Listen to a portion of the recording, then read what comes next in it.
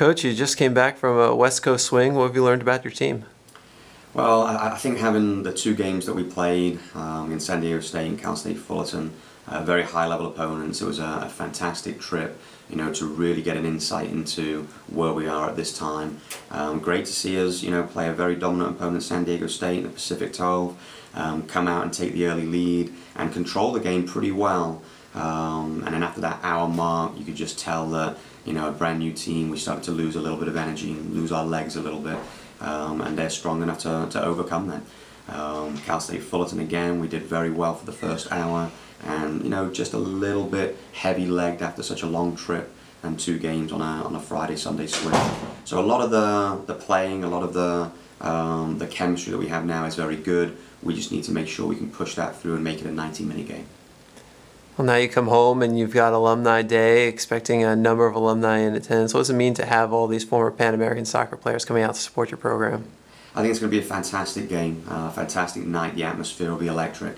I spent a lot of time talking to the alumni since I arrived in the past year and a half, and they've been so excited about the new team, you know, and they've really accepted it and bought into it. They've been out to some of our early games and, you know, really cheered us on. So I think it's only natural that we can turn around and in return thank them, you know, for the legacy that they began. You know, the team that they started in the 80s and the 90s, that does give us a sense of history.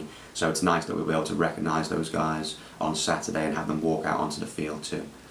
And what does it mean to you to see them coming together to come up with a scholarship, the Eloy Moran Scholarship for Men's Soccer?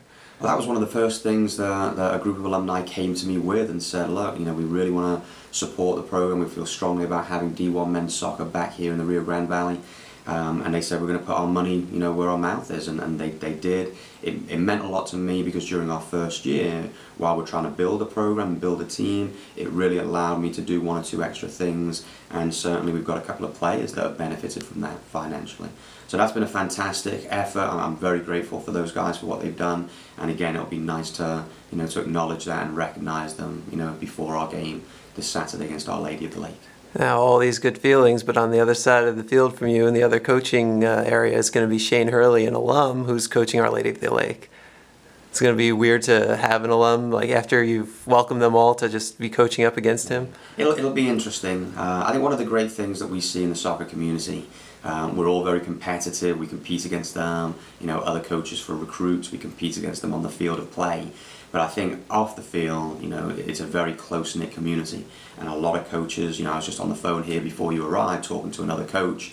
You know, we support each other during the season. We share a lot of our, you know, ups and downs, and Shane is another coach that fits that bill. I've chatted to him over the course of the past year and a half. Fantastic person, fantastic coach.